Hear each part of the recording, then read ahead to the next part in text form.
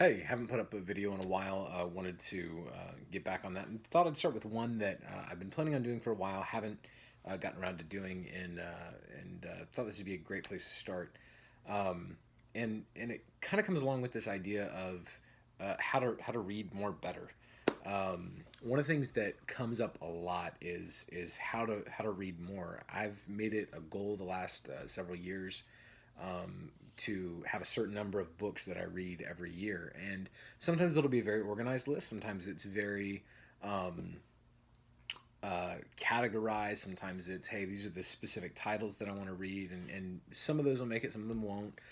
Most people that enjoy reading or are big readers have, perpetually a stack of books that they are going to read. And that's a good thing. I really believe that. But I wanted to offer just a couple of quick tips about how to read more. The first one being read stuff that you enjoy.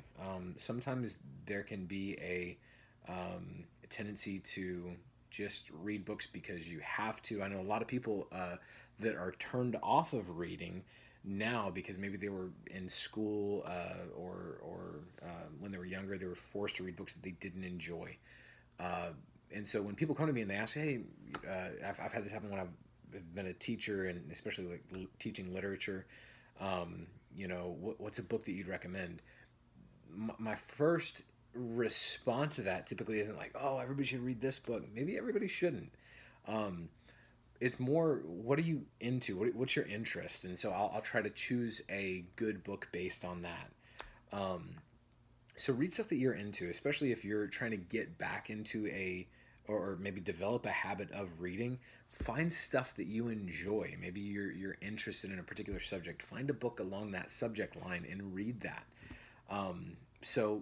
First thing I would say is read stuff that you enjoy. Read along subjects that you enjoy.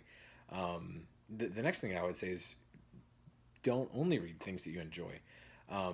This will come up a little bit later when I talk about reading disciplined, but read broadly. Read things that are outside of your niche. If there's a topic that you just know, man, and that's like your thing, go out of your way to read more broadly than that. Maybe it's only one or two books a year, but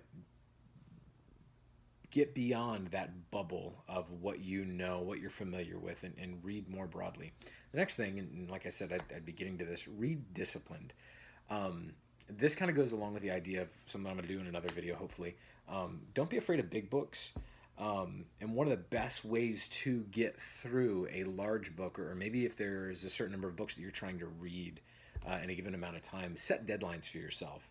Um, Set goals. Say that I'm going to read 15 pages every day. Say I'm going to read whatever. Last year, one of the things that I did was reading D-Day by Stephen Ambrose within, I think it was like something like 2 weeks. And that meant averaging 40 something pages a day. Not something I do very often. Um, Not something I have the opportunity to get to do very often. But setting those deadlines and having those as a forgivable deadline just means that you have a goal that you're working towards. It has something to keep you accountable to. And so if you take a look at a book as soon as you get it and say, in order to read through this, I know that it's going to take, like I said, 15 pages a day, or it's going to be a chapter every day or whatever. Having that discipline means that you have some form of accountability. Um, Next, I would say is read the best. Um, if there's a book on a topic that everybody just, man, this is the book to go to, don't read three other books that have so reviews that, yeah, one person recommends, but everybody recommends this other one. Read the best. You only have so much time to read. Make sure what you're reading is worthwhile. One of the things that I'll do in particular is I study for sermons and things like that. If I come across a commentary that everybody's quoting from, or if maybe I'm studying a particular book and everybody's quoting from one particular other commentary or one particular author, I want to go to that guy that they're all quoting and stop reading the quotes and just read that guy. Um, so I'll talk more about that in another video. Hopefully, these are four tips, four things that will be helpful in helping you read more better.